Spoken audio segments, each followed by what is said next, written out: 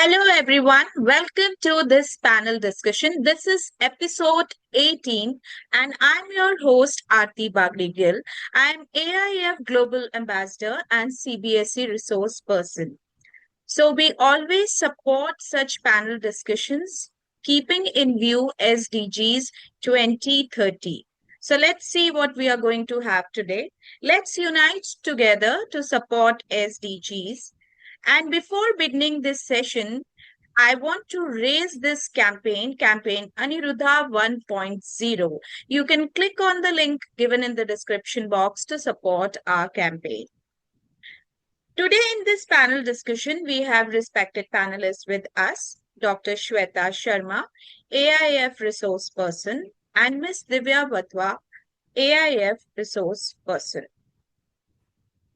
Learning benefits every human being and should be available to all of us.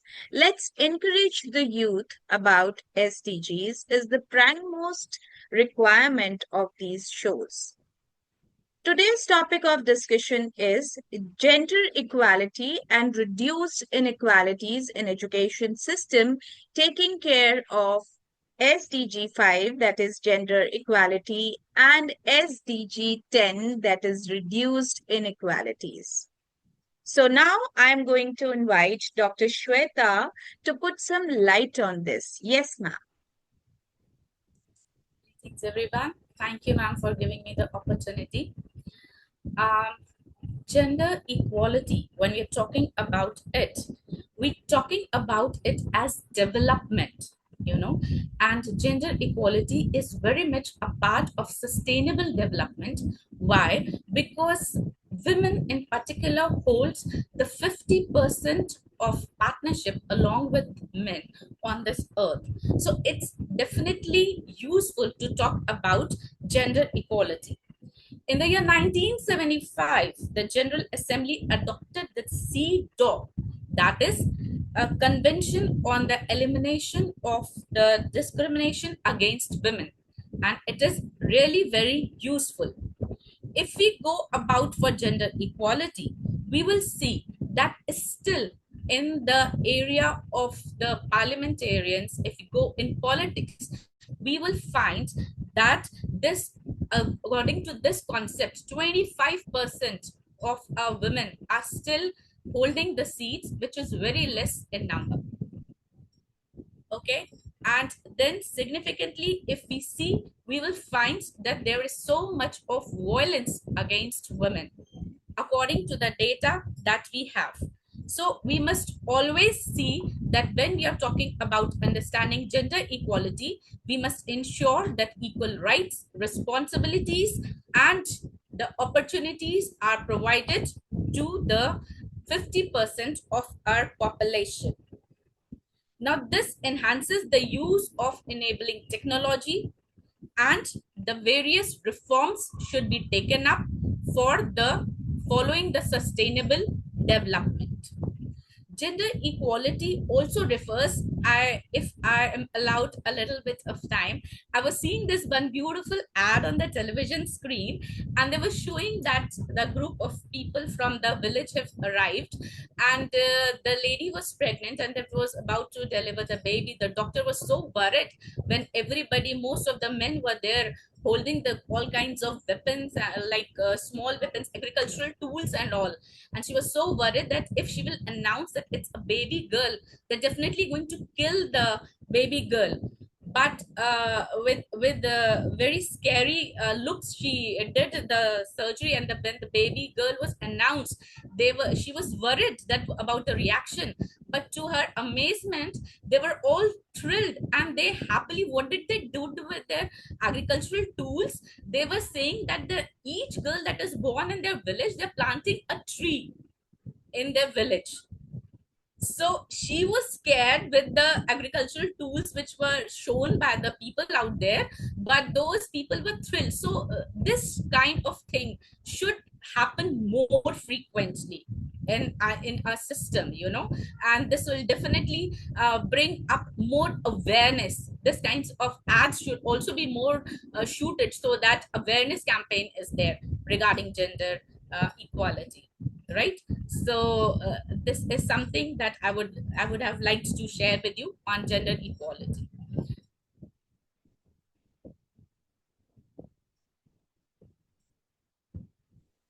Yes, of course, truly said, ma'am. Sometimes we look at the picture and the things are actually behind that scene. So I quickly move forward for this part, that is equal opportunities for every gender. And for this, I'm going to invite Ma'am Divya. Please, ma'am. Education is a powerful tool to eliminate social and gender disparities. Teachers are the first line of influencers in shaping inclusive mindsets and equitable practices. While gender response teaching, diverse children are learning together. Use of inclusive language and examples in class is very essential. Ensure equal participation by engaging leadership roles to all the genders is very important nowadays. Avoid gender stereotypes in subject allocation or classroom tasks. Involve each and every child all the time to interact with each other with different ways and the methods. Avoid different tools that can create a biased views.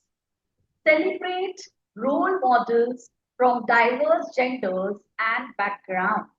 It's very important that you give examples to the students for the same.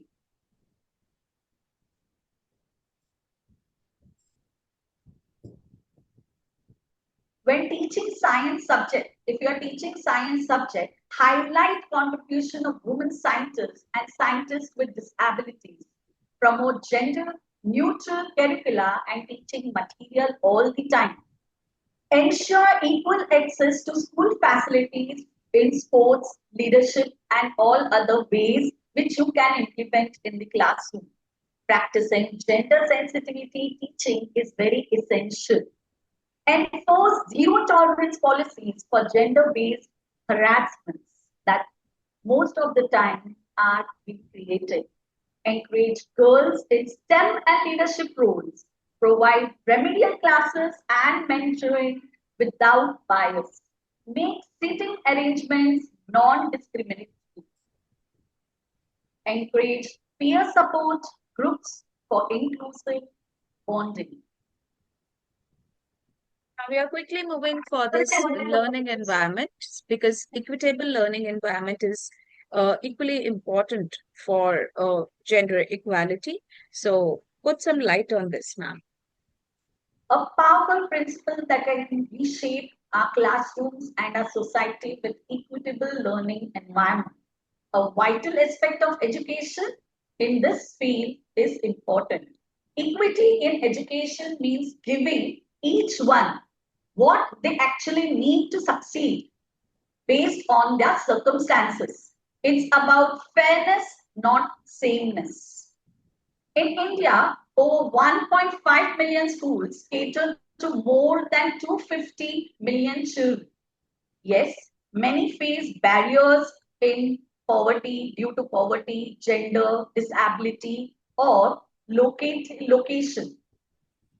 For example, girls in rural areas often drop out due to lack of separate toilets, safety concerns, or early marriage. But there is one inspiring example which I would like to give you. That is in Kasturba Gandhi Batika Vidyalaya. There is a scheme that the government of India has established residential schools for girls from marginalized communities. These schools provide not only just education but hostel facilities, meals, and mentoring, helping thousands of girls rejoin and stay in school. That's equity in action.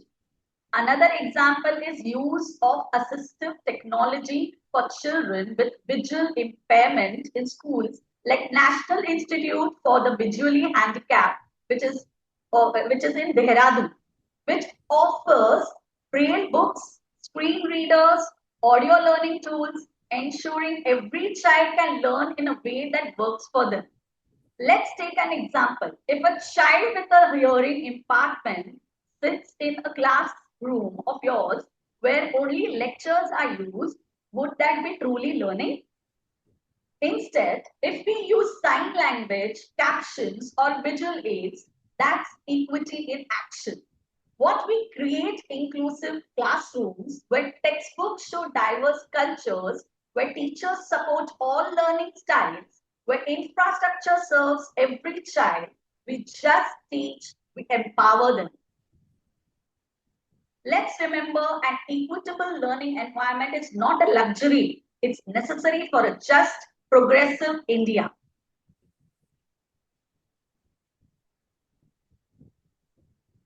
Thank you so much, ma'am, for putting some light on these learning environments in the classroom. Of course, we always talk about inclusivity. We are talking about multilingual, diverse learning environments. So eventually, when we are giving the equitable learning environment to both the genders, then of course we are supporting the gender equality. Now, I'm quickly moving towards this key dimensions of gender equality. And for this, I am again inviting Dr. Shweta. Please, ma'am. Right. So gender equality dimensions. Now if we are looking about this gender equality, we will find it not only in sdg 5, we'll also find it in sdg 1, 2, 3, 4, 6, 8, and 10, 16 also. So my thing of saying is it's not restricted on one. It is the gender equality has to exist in all phases and spheres of life. You talk about economic participation, you talk about education, you talk about health. Everywhere there has to be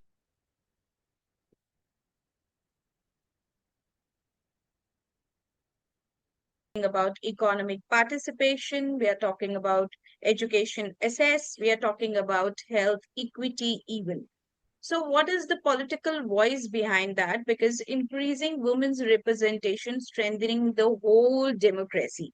So right now we are putting effort not only on one SDG, but it is all in all that all 17 together can give rise to this one, right?